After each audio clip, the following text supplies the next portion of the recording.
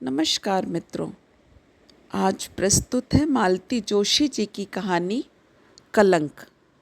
कहानी शुरू करते हैं मित्रों। हरी, इधर आ जाओ, इधर जगह है। झांसी स्टेशन के उस कोलाहल को चीर कर वह आवाज़ मेरी स्मृति के तार झनझना गई। सहम कर देखा, दीपा ही थी। दीपाली नारायण अपने छोटे से सूटकेस के साथ कंपार्टमेंट में आ गई थी। जल्दी में तय नहीं कर पाई कि मुझे परिचय का प्रदर्शन करना चाहिए या नहीं। बुद्धू की तरह खिड़की के बाहर सिर निकालकर मैं इन्हें खोजने लगी। सामान ठीक से जमा लेने के बाद उसने मुझे देखा। अरे, तुम ईलू ही हो ना, शीला की बहन? मुझे मजबूरन नमस्ते करनी ही पड़ी। हरी, उसने साथ खड़े व्यक्ति से कहा, अब तुम्हें चिंता करने की ज़रूरत नहीं है। यह ईलू साथ में है ही। यह मेरी सहेली की छोटी बहन है। और ईलू, ये हैं मेरे पतिदेव कैप्टन हरि किशन। उस आदमी ने दाहिना हाथ उठाकर मुझे सलाम सा किया, तब देखा कि कोहनी के नीचे बायां हाथ है ही नहीं। मैं पागलों की तरह उसी हाथ को देख रही थी कि उसने शालीनता से पूछा, आप कहाँ तक जाएंगी? आगरा जाएगी, ठीक है ना? दीपा ने उत्तर दे दिया। मुझे आश्चर्य कि इसे कैसे मालूम हुआ कि हम लोग उन दिनों आगरा आ गए थे। अकेली हो या मियाँ भी साथ हैं? उसका दूसरा प्रश्न था। साथ हैं ना, सिगरेट लेने उतर गए हैं। बच्चे घर पर ही हैं, अम्मा जी के पास। इधर कहाँ गई थी? जी, भोपाल गई थी, भैया की लड़की की शादी थी। किसकी? राका की? अरे, वह चुहिया सी लड़की शादी के लायक भी हो गई। और फिर वह अपने पति को राका की शैतानियों की कहानी सुनाने लगी। भैया भाभी की, दीदी की, अपनी दूसरी सहेलियों की भी। पता नहीं कितनी बातें वह दोहरा गई। कैप्टन साहब बड़े मनोयोग से सब सुन रहे थे। उनकी मुद्रा से स्नेह जैसे छलका पड़ता था। मैं सोच रही थी, क्या इन्हें सब इतिहास मालूम है? जिस प्यार भरी चितवन से दोनों एक दूसरे को नहला रहे थे, उसे देख गले में कुछ अटकने लगा। कहीं इस पल ये इन्हें देख लें तो। यूं दीपा के डब्बे में चढ़ने के बाद से ही मेरा मन घबरा उठा था। पर ये जो नीचे उतरे तो ऊपर आए ही नहीं। आखिर ट्रेन चल पड़ी तो मैं बदहवास सी होकर दरवाजे की ओर भागी। हजरत बड़े मज़े से दरवाजे के पास खड़े सिगरेट फूंक रहे थे। यहाँ खड़े क्या कर रहे हो? इधर मेरा चिंता के मारे दम सूख रहा है, मैंने झल्लाकर कहा। उन्होंने मेरी ओर इस करुण दृष्टि से देखा कि बाकी बात मुंह में ही रह गई। यह तो दिल्ली तक जाएगी, तब तक क्या यहीं खड़े रहोगे? मैंने सहानुभूति के स्वर में कहा। जिसे सचमुच शर्म आनी चाहिए वह तो मज़े से बैठी खिलखिला रही है। आप यूं चोरों की तरह मुँह छिपा रहे हैं। किसी तरह ठेल ठाल कर मैं इन्हें सीट तक ले आई, पर एक ऑकवर्ड सी नमस्ते के बाद ये पुस्तक में सिर डालकर बैठ गए। पति को विदा करने के बाद दीपा मेरी ओर मुड़ गई थी। बातचीत के सारे सूत्र उसी के हाथ में थे। मैं तो बस जवाब भर दे रही थी। फिर भी वातावरण इतना बोझिल हो गया था कि मेरा दम फूलने लगा था। शायद वह भी इस एक तरफा सिमटते संभाषण से जल्दी ही बोर हो गई। अपने हैंडबैग से उसने फेमिना का अंक निकाला और ग्वालियर आने तक उसी में डूबी रही। उफ, बड़ी नींद आ रही है। श्री, एक कप चाय नहीं पिलाओगे? ग्वालियर आते ही उसने एक बड़ी सी जमुहाई लेकर बड़े सहज भाव से कहा। प्रस्ताव इतना अपेक्षित था कि मैं भीतर तक काठ हो आई। शिष्टाचारवश इन्हें पढ़ने का नाटक बंद करना ही पड़ा। चाय मंगाई गई और जैसा कि स्वाभाविक था, चाय के दौरान बातें भी हुईं। दीपा की झरने की तरह स्वच्छ और निर्मल हंसी को देखकर मन में ढेर सी कटुता भर गई थी। किसी की हंसी जिंदगी भर के लिए छीन कर भी यह लड़की कैसे इस तरह हंस सकती है? मैं भयभीत भाव से उन दोनों की ओर देखती हुई यही सोच रही थी। मन की कड़वाहट को मैंने चुप्पी से ढक लिया। आगरा उतरने पर भी मैंने अपना मौन नहीं तोड़ा था। उसके गुड बाय का उत्तर केवल हाथ हिलाकर दे दिया था। झूठ मूठ को भी यह नहीं कहा कि लौटते हुए आइएगा। यह तो घर लौट कर ही जाना कि दीपा को मैंने चाहे उपेक्षित कर दिया हो, पर उसकी छाया बिन बुलाए ही साथ चली आई थी। बड़ी बूढ़ियों से सुना करती थी कि अक्सर सौत की अतृप्त आत्मा पति पत्नी के बीच दीवार बनकर खड़ी हो जाती है। ऐसे अंधविश्वासों का अक्सर मखौल ही उड़ाया जाता है, पर अब लगने लगा कि लोग शायद ठीक ही कहते होंगे। जीवित व्यक्ति का प्रेत अगर मनुष्य को पत्थर बना सकता है, तो मृत आत्माओं की सामर्थ्य किसने देखी है। ट्रेन में बैठकर सोच रही थी कि मेरी अग्नि परीक्षा सफ़र के साथ ही समाप्त हो जाएगी, पर वह तो जैसे शुरू हुई थी। दीपा की वह अनपेक्षित मुलाकात मेरी सारी तपस्या पर जैसे पानी फेरने को उतारू हो गई थी। एक बार फिर ये अपने अतीत में खो गए थे और उन्हें वहाँ से सकुशल लौटा लाने का काम फिर मुझ पर आ पड़ा था। शादी के बाद से यही तो कर रही थी, लेकिन शुरू के दिनों में जो उत्साह था, त्याग की भूमिका थी, वह अब नहीं रह गई थी। अब तो सिर्फ एक मजबूरी का एहसास था, साथ रहने की मजबूरी। लेकिन शिकायत की गुंजाइश ही कहाँ थी। मैंने स्वेच्छा से ही तो इस भाग्य का वरण किया था, अपनी मर्जी से ही तो आंचल में कांटे भर लिए थे।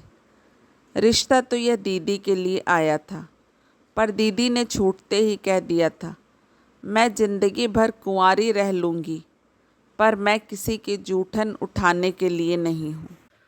माँ ने तुनक कर कहा था। हाय, ऐसे भी कहीं होता है। वह कलमुही उसका हाथ छोड़कर भाग गई तो क्या लड़का जिंदगी भर कुंवारा बैठा रहेगा? तो ठीक है, दुनिया में हजारों लड़कियां अनब्याही बैठी हैं, मुझे आप लोग बख्शिए। दीदी ने फैसला सुना दिया था। तब पता नहीं कहाँ से मुझ में बल आ गया था। सारी लाज शर्म एक ओर रखकर मैंने कहा था, दीदी माँ से कह दो मैं इस शादी के लिए तैयार हूँ। दीदी तो देखती ही रह गई। इलू, पागल हुई है? तुझे कि कुछ मालूम भी है? मुझे सब मालूम है, इसी से तो कह रही हूँ। प्लीज़। मेरी इस आश्चर्यजनक प्रार्थना को दीदी विस्मित होकर सुन रही थी, और उनका दोष ही क्या था। अपने किशोर मन का रहस्य मैंने उन पर प्रकट ही कब किया था। फर्स्ट ईयर स्टूडेंट की हैसियत से जब कॉलेज में पाँव दिया था तो उस रंगीन अलमस्त दुनिया की चकाचौंध आँखों में भर गई थी। रैगिंग का इतना घिनौना रूप इन दिनों नहीं था। इस पर एमए फाइनल में पढ़ने वाली दीदी का अभय हस्त सिर पर था, इसलिए कॉलेज लाइफ खुले दिल से एंजॉय करने में कोई रुकावट नहीं थी। उस आकर्षक संसार में जितना कुछ जानने योग्य था मैंने जल्दी ही जान लिया। प्रिंसिपल के तकिया कलाम से लेकर कॉलेज कैंटीन की माया बाटी के स्वाद तक सब मुझे याद हो गया था। उन दिनों सबसे टॉप पर थी एक प्रणय जोड़ी की चर्चा। दीपाली और श्रीकांत दोनों ही दीदी के क्लासमेट थे, इसलिए मुझे हमेशा फर्स्ट हैंड न्यूज़ मिला करती थी। उसके बल पर मैं सहेलियों में खूब रौब झाड़ा करती थी। दीपाली उन दिनों मेरा आदर्श थी। उसका रूप रंग, उसकी हेयर स्टाइल, उसका डील डॉल, उसकी बातों का लहजा सभी मुझे अद्भुत लगता। उसका साथी भी। जैसे ईश्वर ने दोनों को तौल कर ही बनाया था। बुद्धि, रूप, गुण कहीं भी कोई 19 नहीं था। दीदी ने बताया था कि फाइनल का रिज़ल्ट आते ही दोनों शादी कर लेंगे। मुझे ताज्जुब होता, भला रिज़ल्ट तक रुकने की क्या ज़रूरत है? फर्स्ट क्लास तो कहीं गया ही नहीं है। पढ़ाई और एक्टिविटीज़ के साथ दिन मज़े से गुजर रहे थे। सोशल गैदरिंग तो मानो सारी खुशियों का क्लाइमैक्स ही थी। उसका नशा उतरने में भी 4-5 दिन लग जाते। मैंने कई कई प्रतियोगिताओं में भाग लिया था। बाद वाले दिनों में अचानक एक दिन अफवाह सुनी कि श्रीकांत और दीपाली दोनों कॉलेज छोड़ गए। हॉस्टल की लड़कियों ने बताया कि दीपा अचानक हॉस्टल से गायब हो गई। किसी ने कहा कि श्रीकांत और दीपा में झगड़ा हो गया है। किसी ने कहा श्रीकांत ने दीपा को किसी के साथ देख लिया था और उसने संबंध तोड़ लिया था। इन अफवाहों की प्रतिक्रिया हुई, लेकिन सहानुभूति अधिकतर श्रीकांत के साथ ही थी। उसके अंतरंग दोस्तों ने बताया कि वह लगभग विक्षिप्त सा हो गया है। दिन भर अपने कमरे में भीतर से चटकनी डालकर चुपचाप बैठा रहता है। ये सारी बातें सुन सुनकर मेरा भावुक मन तड़प जाता और दिन में कई कई बार उसके लिए कह उठती, हाय बेचारा। सहेलियां अक्सर चुटकी भी लेती कि हाय, कोई उनसे जाकर कहे कि इतना मायूस मत हो श्रीकांत, आशिक तेरे और भी हैं ज़माने में। तब नहीं जानती थी कि सचमुच मैंने अपने अंतर मन में उस भग्न हृदय युवक की मूर्ति प्रतिष्ठित कर ली है। एक नारी द्वारा किए गए अन्याय का परिमार्जन करने के लिए हृदय प्रतिज्ञा कर बैठा है।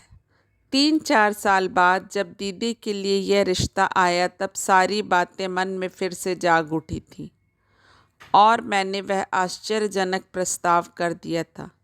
इससे भी ज़्यादा आश्चर्य की बात तो यह थी कि माँ और भैया ने मेरे इस निर्णय पर खुशी ही जाहिर की थी। घर वर दोनों अच्छे थे, फिर वर पक्ष की कुछ मजबूरियाँ थीं। वे लेन देन स्वागत सत्कार में मीन मेक निकालने की स्थिति में नहीं थे। लड़की वालों को ऐसा सौभाग्य हमेशा थोड़े ही मिलता है। शादी खूब धूमधाम से हुई। दीदी सारे समय गुमसुम बनी रही। सब लोगों ने यही समझा कि छोटी बहन के पहले ब्याह जाने की वजह से वो मायूस हैं। उनकी ओर ज़्यादा ध्यान देने का किसी को अवकाश भी नहीं था। ससुराल में मेरे स्वागत में जो अतिरिक्त उत्साह दिखाया गया, उससे यही लगा कि इस विवाह की आशा सब लोग लगभग छोड़ ही चुके थे।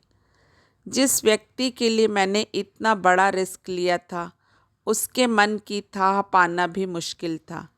लेकिन मैं तो कमर कसकर आई थी कि उनकी गंभीरता का कवच भेद कर मैं प्रवेश पा लूँगी। उनके अपेक्षित हृदय को नए सिरे से संवार कर अपने लिए आसन गढ़ लूँगी। इस कठिन कर्तव्य को पूरा करने के लिए मुझे पत्नी की, प्रेयसी की भूमिका छोड़कर माँ बनना पड़ा।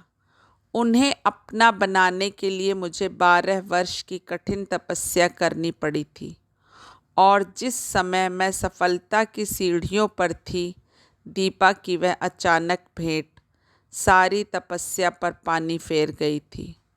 उन्होंने फिर अपने को बंद कर लिया था और मैं असहाय सी बाहर खड़ी खटखटा रही थी।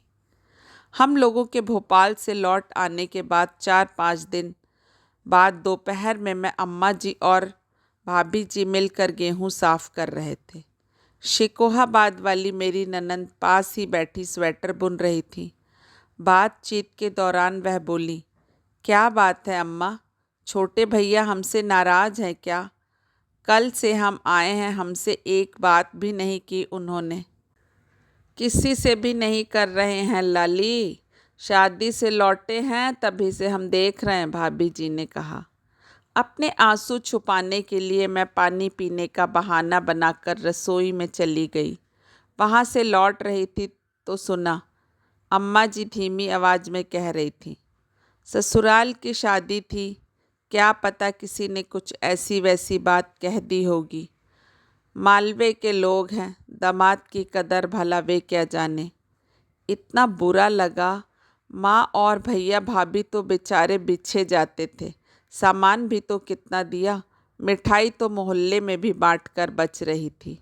चुपचाप लौट कर गेहूँ बीनने लगी।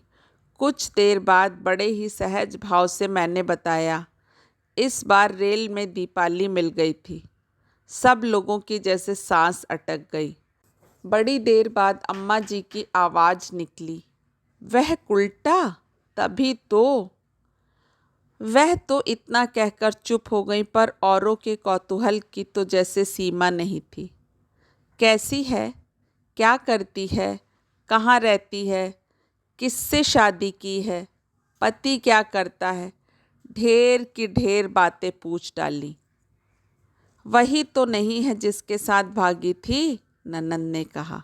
नहीं, ये तो कोई मिलिट्री के रिटायर्ड कैप्टन है। 65 की लड़ाई में हाथ कट जाने के कारण पेंशन हो गई। अब शायद पेट्रोल पंप चलाते हैं। शादी हुए तो अभी 2-3 साल ही हुए हैं, मैंने बतलाया। तब ये कोई और होगा, ननंद बोली। तुम भी लाली कमाल करती हो।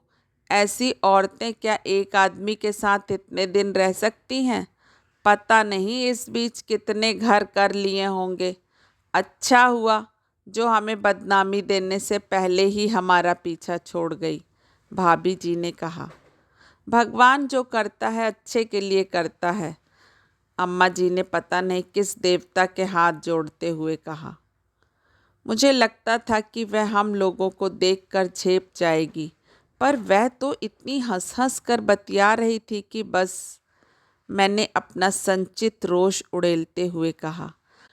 आगे भी बहुत कुछ कहने की इच्छा थी कि दरवाजे की ओर देखकर शब्द मुंह में ही जम गए। अंगारे की तरह लाल आंखें लिए वे खड़े थे। याद ही नहीं रहा था कि मंगल को वे 2 बजे ही लौट आते हैं। और कोई विषय नहीं है तुम्हारे पास बात करने के लिए? वे गरजे। सभी लोग सहम गए, पर मुझे तो अपमान का दंश भीतर तक बेध गया। इतने दिनों तक अपना अस्तित्व भुलाकर मैं इनके घाव सहलाती रही थी। नववधू की सारी उमंगें मैंने इनकी एक मुस्कान के लिए होम कर दी थी। तब भी इतना दुख, यह रीतेपन का एहसास नहीं हुआ था, पर आज का यह अपमान, उफ। उस रात हम लोगों में जोरदार झड़प हुई। मैंने अपनी मृदुता के सारे आवरण उतार फेंके। आखिर कब तक मेरी सहन शक्ति की यूँ परीक्षा ली जाती रहेगी? किसी के अन्याय का प्रतिशोध मुझसे क्यों लिया जाएगा? किसी के पाप का प्रायश्चित मैं क्यों करूँगी? क्या पत्नी के रूप में मेरी कोई अपेक्षाएं, कोई अधिकार नहीं है? क्या अपनी सारी संवेदनाओं का मुझे गला घोंट देना होगा? मन का सारा गुबार निकल गया तो मैं निढाल होकर बिस्तर पर पड़ रही। तब लगा कि इतनी देर तक सिर्फ मैं ही बोल रही थी। मेरी धुआंधार बकवास को वे सिर्फ सुन भर रहे थे। कुछ आत्मग्लानि भी हुई, पर इतनी नहीं कि संधि का प्रस्ताव लेकर दौड़ जाती। उस ईलू को तो मैं हमेशा के लिए विदा कर चुकी थी। काफ़ी देर बाद इन्होंने सिर उठाया। आराम कुर्सी से उठकर बिस्तर पर आए। सिरहाने बैठकर देर तक मेरे बालों में हाथ फेरते रहे। मैं सांस रोके चुप पड़ी रही। ईलू। आवाज़ इतनी थकी हुई, इतनी करुण थी कि उपेक्षा की दीवार भरभरा कर गिरने को हो आई। आई एम वेरी सॉरी ईलू। मैं सचमुच बहुत शर्मिंदा हूँ। तुम्हारा अपमान करने का मेरा कोई उद्देश्य नहीं था। तुमसे जो पाया है उससे तो मैं जीवन भर उऋण नहीं हो सकता। तुम्हारे बिना मेरी जिंदगी क्या होती सोच भी नहीं सकता। क्या करूं? मेरा अपने ऊपर अधिकार ही नहीं रह गया है। सोचता था कि उसे भुला चुका हूं। मैं कितना पागल था। उस दिन उसे देखकर लगा कि वह तो हमेशा से मेरे दिलो दिमाग पर छाई हुई थी। उसे भूलने की बात ही अपने आप में एक भुलावा थी। इस खुश फहमी में मैं अपने को, तुम्हें, सबको धोखा देता रहा। लेकिन सच तो यह है ईलू कि I love her more than ever. उसे भूलना इस जीवन में तो संभव नहीं। It is simply impossible. क्या करना होता है ऐसी परिस्थिति में? पति जब पत्नी से कहे कि शादी के 10-12 साल बाद भी वह अपनी प्रेमिका को नहीं भूल पाया है, तब पत्नी को क्या करना होता है। मेरे रोष की, तिरस्कार की दीवारें फिर धीरे धीरे उठने लगी थी। शायद उन्होंने यह सब मुझे सुनाने के लिए ना भी कहा हो। शायद वे अपने अंदर घुमड़ते सत्य को वाणी दे रहे थे। शायद वे अपने मन का बोझ हल्का कर रहे थे, पर इससे ज़्यादा सुनना मेरी सहन शक्ति के बाहर था। मैंने हौले से उनके मुंह पर हाथ रख दिया था। मेरे उस स्पर्श का सहारा पाकर वे मेरे ऊपर झुक आए। उस आवेग में क्या था, स्नेह, वासना, दोनों ही, या इन दोनों से परे कुछ और, पता नहीं। शायद समय के उस छोटे से टुकड़े में हम सिर्फ स्त्री और पुरुष थे और अपनी संज्ञाओं को सार्थक कर रहे थे। दृश्य जगत में लौटने के लिए हमें कुछ समय लगा।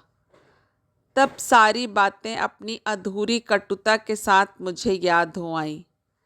मैं धीरे से पास वाले बिस्तर पर सरक आई, लेकिन मेरा दायां हाथ अब भी उनके हाथ में था और वे बड़े प्यार से उसे सहला रहे थे। तपाक से हाथ खींच लेने की अनुदारता मुझसे ना हो सकी। ईलू, एक बात मानोगी? मेरी धड़कन तेज हो गई। फिर भी शांत स्वर में कहा, कहिए। तुमसे सिर्फ एक ही प्रार्थना है। भगवान के लिए तुम उसे उल्टा या कलंकिनी मत कहा करो। अम्मा कहती हैं, भाभी कहते हैं, सभी कहते हैं, लेकिन मैं उन लोगों से कुछ नहीं कहता, कह भी नहीं सकता। लेकिन तुम भी जब उन लोगों का साथ देने लगती हो तो मेरी बर्दाश्त के बाहर हो जाता है। तब तुम्हारे मुंह से उसके खिलाफ कोई अभियोग मैं सहन नहीं कर पाता, और तब आज जैसा नाटक हो जाता है। मेरी इतनी बात रख सकोगी ना? स्वर में इतनी याचना थी कि सारे प्रतिवाद अपने आप बह गए। मैं छत की कड़ियां गिनती हुई चुपचाप पड़ी रही। ईलू, क्या सोच रही हो? कुछ नहीं। मुझे मालूम है तुम क्या सोच रही हो। मैंने प्रश्न भरी नज़रों से इनकी ओर देखा। तुम सोच रही हो कि इतने अन्याय के बावजूद मैं दीपू को उसी अन्याय के साथ हृदय में कैसे रखे हुए हूँ, ठीक है ना? मैंने जवाब नहीं दिया। एक बात हमेशा याद रखो ईलू, कि जो भी अन्याय हुआ है मैंने किया है, उसने नहीं। क्या? मेरी सारी नींद एकदम उड़ गई थी। मैं ठीक कह रहा हूँ। उसने कोई छल, कोई कपट नहीं किया। जो कुछ हो गया उसमें उसका जरा भी दोष नहीं था। भाग्य ने हम लोगों के साथ निर्दय परिहास किया था। मैं पुरुष था इसलिए बेदाग बच गया। वह औरत थी इसलिए सारा कलंक उसे ही ओढ़ना पड़ा। बस इतनी सी बात है। क्या इतनी सी बात है? मेरी समझ में तो कुछ भी नहीं आ रहा, मैंने हताश होकर कहा। समझना चाहती हो? सुन सकोगी सारी कहानी? और बीते दिनों का चित्रपट रात के पिछले पहर में उनकी वाणी के माध्यम से मेरी कल्पना में आकार लेने लगा। बसंत का सुहावना मौसम, जंगल की घुमावदार पगडंडियां, मोटरसाइकिल पर सवार एक प्रेमी युगल, गुरुजनों की आंखों में धूल झोंक कर बनाई हुई सैर सपाटे की योजना, लुक छिप कर बनाई गई योजना के थ्रिल से दोनों रोमांचित। पवन वेग से जाती हुई मोटरसाइकिल एकाएक रुक जाती है। झाड़ियों से उछल कर जो व्यक्ति एकाएक रास्ता रोक कर खड़ा हो गया है वह एकदम अपरिचित भी नहीं है, एक तरह से पुराना प्रतिद्वंदी है। शायद पिछला हिसाब चुकता करने आया है। इससे पहले कि श्रीकांत स्थिति का जायजा ले सके, सिर पर भारी आघात होता है। हैंडल से उनकी पकड़ छूट जाती है और वह धरती पर गिर जाता है। गिरते गिरते भी दीपा की चीख उसकी शून्य होती चेतना को झकझोर जाती है। उसके बाद उसके बाद अंधकार, सिर्फ अंधकार, क्योंकि चेतना के लौटने पर भी वह सब कुछ नहीं लौटाया जा सका जो खो गया था। वापसी यात्रा निशब्द ही समाप्त हुई। उस विभीषिका के बाद कहने सुनने को बचा ही क्या था। शरीर और मन दोनों ही बधिर हो गए थे। हाथों ने मशीन की तरह ही उस मशीन को ठेल कर गर्ल्स हॉस्टल तक पहुंचा दिया था। दूसरे दिन सुना कि दीपा हॉस्टल से गायब हो गई है। उफ, कितनी भयानक कहानी थी। सुनकर उतनी ठंड में भी पसीना छूट गया था। बाद का किस्सा तो खैर मुझे भी मालूम था। घर में, बाजार में, कॉलेज में एक ही चर्चा थी, एक ही विषय था, दीपा और श्रीकांत। अफवाहों का बाजार गर्म था। नई पीढ़ी को लताड़ने के लिए बड़े बूढ़ों के पास अच्छा मसाला हो गया था। अगर दीपा इस तरह एकाएक गायब ना हो जाती तो शायद उसे इतना गलत ना समझा जाता। बड़ी देर बाद मैंने कहा, शायद। क्या जाते हुए वह आपसे मिलकर नहीं गई? नहीं।